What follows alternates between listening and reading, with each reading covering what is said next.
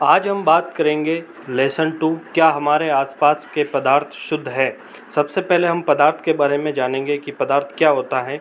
तो चलिए, पदार्थ की परिभाषा इस प्रकार होगी कि पदार्थ वे वस्तुएं हैं जिनका द्रव्यमान होता है तथा जो स्थान घेरते हैं उन्हें अपन पदार्थ कहते हैं। प्रकृति में पदार्थ मुख्य रूप से दो प्रकार के होते हैं। पहला है शुद्ध पदार्थ और दूसरा है मिश्रण। तो इस अध्याय में सबसे पहले अपन पढ़ेंगे मिश्रण के बारे में। मिश्रण क्या होता है? तो मिश्रण जब दो या दो से अधिक पदार्थों को आपस में मिलाया जाता है या मिल जाते हैं तो उसे मिश्रण कहते हैं। अब मिश्रण भी दो टाइप का होता है। पहला है समांगी मिश्रण और दूसरा है विषमांगी मिश्रण। तो इस प्रकार से अपन मिश्रण पढ़ेंगे। मिश्रण के दो टाइप पढ़ेंगे, समांगी और विषमांगी मिश्रण। पदार्थ आप समझ ही गए होंगे कि पदार्थ किसे कहते हैं। जिसका द्रव्यमान होता है तथा जो स्थान घेरता है उसे अपन पदार्थ कहते हैं। पदार्थ मुख्य रूप से दो प्रकार के होते हैं, शुद्ध पदार्थ और मिश्रण। शुद्ध में एक ही प्रकार के पदार्थ पाए जाते हैं, जबकि मिश्रण में दो या दो से अधिक पदार्थों को आपस में मिलाया जाता है तो वो मिश्रण हो जाता है। और मिश्रण भी वापस टू टाइप का होता है, जिसमें समांगी मिश्रण और विषमांगी मिश्रण। अब समांगी और विषमांगी मिश्रण के बारे में अपन विस्तार से आगे अध्ययन करेंगे, पढ़ेंगे, ठीक है। और साथ ही साथ आप इनके नोट्स भी बना लेना। तो सबसे पहले चलिए कि समांगी मिश्रण क्या होता है। समांगी मिश्रण वह मिश्रण है जिसमें दो या दो से अधिक पदार्थ पूरी तरह से घुलकर एक समान दिखाई देते हैं। यानी अपन ये कह सकते हैं कि समांगी पदार्थ वह पदार्थ होता है जिसमें दो पदार्थ आपस में समान रूप से मिल जाते हैं या घुल जाते हैं, उसे अपन समांगी मिश्रण कहते हैं। इसमें विभिन्न जो घटक होते हैं वो अलग अलग दिखाई नहीं देते हैं। जैसे जल में अपन कोई और वस्तु मिला देते हैं या कोई और पदार्थ मिला देते हैं, जैसे जल में अल्कोहल मिला देते हैं तो वो समान रूप से मिल जाता है। अब एग्जाम्पल के रूप में अपन देखते हैं दूध में पानी का मिश्रण, ये एक समांगी मिश्रण है। चीनी जो शक्कर का पानी होता है उसमें अपन जल मिला देते हैं तो वो समान रूप से मिल जाता है। जो अल्कोहल शराब होती है उसमें जल का मिश्रण एक समांगी मिश्रण है।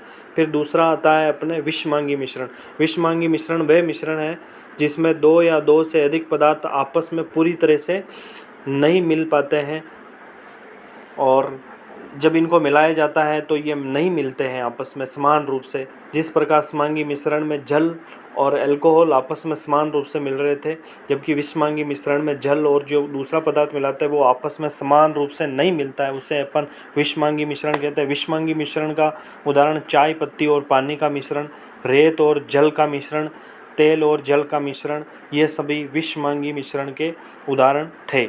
अब बात करते हैं, अपना अगला टॉपिक है विलयन। विलयन क्या होता है? जब दो या दो से अधिक समांगी पदार्थों को मिलाया जाता है तब जो समांगी मिश्रण बनता है उसे विलयन कहते हैं। तो विलयन को अपन इस प्रकार समझ सकते हैं कि दो या दो से अधिक समांगी पदार्थों का मिश्रण विलयन कहलाता है। जैसे जल में आप अल्कोहल मिला दो, जल में आप चीनी मिला दो, जल में आप नमक मिला दो, तो ये क्या बन जाएगा? एक प्रकार से ये मिश्रण विलयन कहलाएगा, है ना। दो या दो से अधिक समांगी पदार्थों का मिश्रण विलयन कहलाएगा। इसके एग्जाम्पल हो गए जल में चीनी का विलयन, जल में नमक का विलयन, ठीक है। आप अपने घर पर भी कर सकते हो। विलयन के मुख्य दो भाग होते हैं, है ना। कौन कौन से? विलेय और विलायक। तो विलेय किसे कहते हैं? वह पदार्थ जो कम मात्रा में उपस्थित होता है तथा विलायक में घुल जाता है उसे विलेय कहते हैं।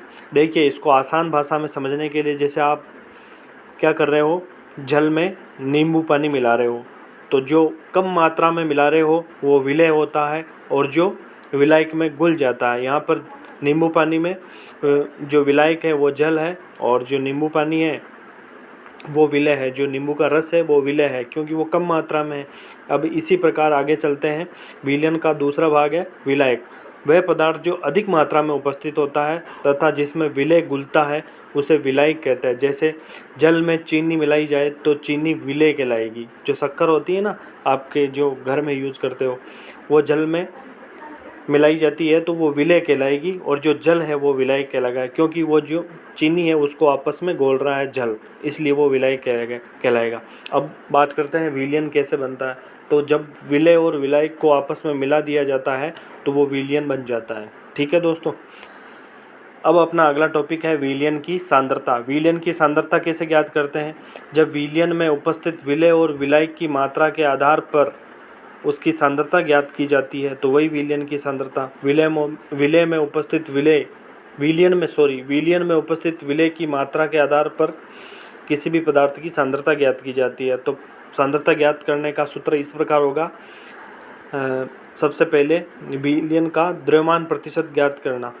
तो विलय का द्रव्यमान बटेवा विलयन का द्रव्यमान इंटू 100, ये विलयन का द्रव्यमान प्रतिशत ज्ञात करने का सूत्र है। फिर दूसरा है विलयन का आयतन प्रतिशत। विलयन का आयतन प्रतिशत ज्ञात करने के लिए विलय का आयतन बटेवा विलयन का आयतन इंटू 100, तो इससे विलयन का आयतन निकल जाएगा प्रतिशत में। फिर बात करते हैं विलयन का द्रव्यमान या आयतन प्रतिशत निकालने के लिए जो विलय होता है उसका आयतन लेते हैं और नीचे विलयन का आयतन इंटू 100। तो इस प्रकार अपन विलयन का द्रव्यमान आयतन प्रतिशत ज्ञात कर सकते हैं। तो विलयन की सांद्रता क्या होती है कि जो विलयन में जो विलय की मात्रा होती है, चाहे वो आयतन में हो चाहे द्रव्यमान में हो, उसकी जो मात्रा के आधार पर अपन सांद्रता ज्ञात करते हैं, सिर्फ विलय की मात्रा के आधार पर। यहाँ पर मैंने विलायक लिख दिया था, लेकिन जो विलयन में जो विलय होता है जो कम मात्रा में होता है उसकी मात्रा के आधार पर विलयन की सांद्रता ज्ञात की जाती है। ठीक है दोस्तों, आप साथ साथ में लिखते ही जाना, जिससे क्या होता है कि आप इन चीज़ों को अच्छे से याद कर पाएंगे और समझ पाएंगे। साथ ही अलग अपनी एक बुक बना लेना, नोटबुक साइंस की, जिसमें इन चीज़ों को लिख लेना।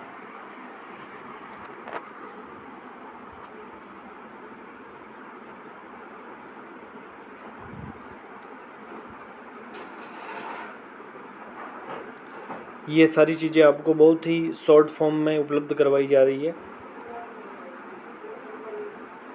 इसको अच्छा समझने और पढ़ने के लिए आपको अपनी जो बुक है 9th क्लास की उसका सहारा लेना पड़ेगा। उसको अच्छे से, उस चैप्टर को अच्छे से पढ़ना पड़ेगा, फिर इन चीज़ों को पढ़ना पड़ेगा, तो आप आसानी से समझ पाएंगे। ये शॉर्ट फॉर्म में है, हालांकि ये चीज़ें आपको और बढ़िया समझ में आएगी, लेकिन इन चीज़ों को अच्छे से समझने के लिए आपको चैप्टर पढ़ना ही पड़ेगा। तो अपना अगला टॉपिक है कोलोइडल विलयन। कोलोइडल विलयन क्या होता है?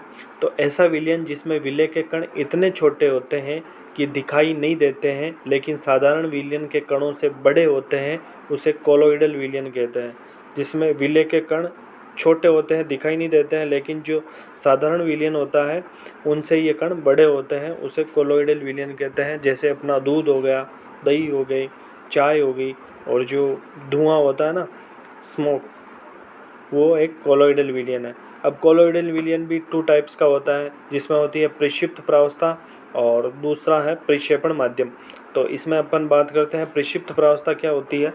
जब कोलोइडल विलयन में जो पदार्थ कम मात्रा में होता है और फैला रहता है उसे प्रक्षिप्त प्रावस्था कहते हैं। जैसे अपन विलयन में कम मात्रा में जो पदार्थ होता है उसे विलय कह रहे थे, उसी प्रकार जो कोलोइडल विलयन में जो पदार्थ कम मात्रा में होता है तथा फैला रहता है उसे प्रक्षिप्त प्रावस्था कहते हैं।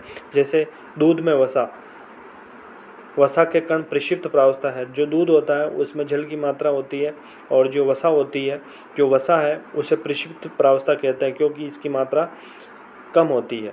और दूध एक कोलोइडल विलयन है। इसके बाद अपन पढ़ते हैं प्रक्षेपण। प्रक्षेपण में क्या था कि जो दूसरा पदार्थ होता है उसकी मात्रा अधिक होती है, उसे ही अपन प्रक्षेपण माध्यम कहते हैं। फिर बात करते हैं कोलोइडल के गुणधर्म की। तो चलिए अपन अब बात करते हैं कोलोइडल विलयन के गुण के बारे में कि कोलोइडल विलयन क्या होता है। तो ये एक विषमांगी मिश्रण होता है, मतलब इसके से जो कण होते हैं वो पूरी तरह से विलयन में समान रूप से मिले हुए नहीं होते हैं, और इसके कण इतने छोटे होते हैं कि इन्हें सामान्य आंखों से अपन नहीं देख सकते हैं। और तीसरा बिंदु है अपना कि ये स्थायी मिश्रण होता है, यानी कण लंबे समय तक नीचे नहीं बैठते हैं, उस विलयन में घूमते हुए दिखाई देंगे आपको। फिर चौथा है कि साधारण छनन फिल्ट्रेशन से अलग नहीं किया जा सकता है। इनके लिए एक जो अलग ही मेथड होता है, अलग ही विधियाँ होती हैं, उनका प्रयोग किया जाता है। और ये सबसे मेन बात है, ये टिंडल प्रभाव प्रदर्शित करते हैं। अब आप समझेंगे कि टिंडल प्रभाव क्या है। तो अपना अगला टॉपिक है टिंडल प्रभाव। टिंडल प्रभाव, जब प्रकाश की किरणें कोलोइडल विलयन से गुजरती है तो उसके कण प्रकाश को फैला देते हैं या बिखेर देते हैं और प्रकाश का एक मार्ग दिखाई देता है, एक रास्ता दिखाई देता है, उसे ही अपन टिंडल प्रभाव कहते हैं।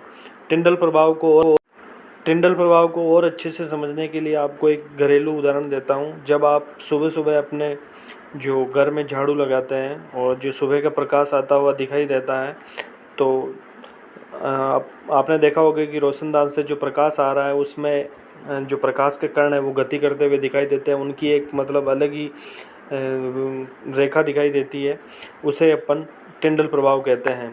ठीक है, और समझ में नहीं आए तो आपको क्या करना है, रात में अपनी जो टॉर्च होती है, किसान टॉर्च, उसको लेना है और उसको आकाश की तरफ सीधा करके चालू करना है। तो उसमें क्या होगा, जो कण होंगे वो गति करते हुए दिखाई देंगे तथा उन कणों की एक दिशा दिखाई देगी, एक लाइन दिखाई देगी। इसी को अपन टिंडल प्रभाव कहते हैं। अब अपना अगला टॉपिक है भौतिक और रासायनिक परिवर्तन। भौतिक और रासायनिक परिवर्तन क्या होता है कि जब किसी पदार्थ के रंग, आकार, अवस्था, आयतन तथा उसके स्वरूप में परिवर्तन होता है तथा उसके मूल पदार्थ वही रहता है तो उसे अपन भौतिक परिवर्तन कहते हैं। यानी पदार्थ वही रहेगा लेकिन उसके आकार, अवस्था, आयतन में परिवर्तन होगा। जैसे बर्फ़ है, उसको जल में बदलना, मोम का पिघलना, कागज़ का फाड़ना, फलों को काटना, ये सभी भौतिक परिवर्तन के अंतर्गत आएंगे। फिर दूसरा है रासायनिक परिवर्तन। रासायनिक परिवर्तन क्या होता है, जब किसी पदार्थ के आंतरिक गुणों में परिवर्तन होता है तथा अपन ये कह सकते हैं कि उसके रासायनिक गुणों में परिवर्तन हो जाए और नया पदार्थ बन जाए तो उसे रासायनिक परिवर्तन कहते हैं। रासायनिक परिवर्तन में पदार्थ को पुनः उसके मूल स्वरूप में नहीं लाया जा सकता है, यही रासायनिक परिवर्तन है। अब अपना टॉपिक है शुद्ध पदार्थ। शुद्ध पदार्थ क्या होता है, ऐसे पदार्थ जिनका निर्माण केवल एक ही प्रकार के कणों या परमाणुओं से होता है उन्हें शुद्ध पदार्थ कहते हैं। शुद्ध पदार्थ के प्रकार दो होते हैं, पहला है तत्व और यौगिक।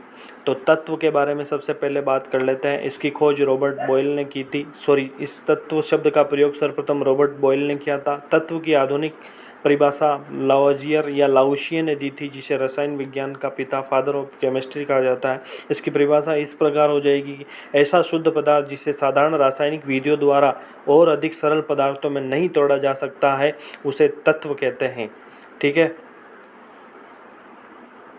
तो ये थी तत्व की परिभाषा। आप अच्छे से इसको नोट डाउन कर लेना अपनी नोटबुक में।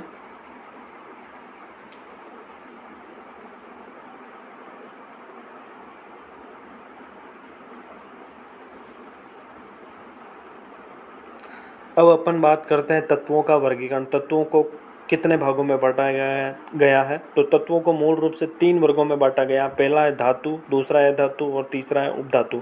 तो अपन बात कर लेते हैं धातु क्या होते हैं। जैसे धातु जो विद्युत के सुचालक होते हैं, जिनमें तन्यता और आघात वर्धनीयता और चमक, ये सभी गुण पाए जाते हैं। जैसे लोहा हो गया, तांबा हो गया, चांदी हो गया, सोना हो गया।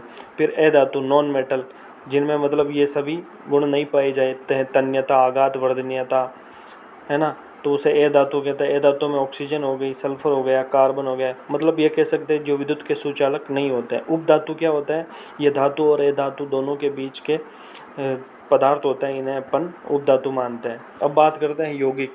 यौगिक अपन ने मिश्रण पढ़ लिया, तत्व पढ़ लिया, और अब बात करते हैं यौगिक के बारे में। जब 2 या 2 से अधिक तत्व एक निश्चित अनुपात में रासायनिक रूप से मिलते हैं तब जो नया शुद्ध पदार्थ बनता है उसे यौगिक कहते हैं, है ना। एक निश्चित अनुपात में पूर्ण रूप से मिलते हैं तो एक नया पदार्थ बन जाता है, उसे ही अपन यौगिक कहते हैं। तो इसकी डिफिनेशन इस प्रकार हो जाएगी कि जब 2 या 2 से अधिक तत्व एक निश्चित अनुपात में रासायनिक रूप से मिलते हैं तब जो नया पदार्थ बनता है वही यौगिक है।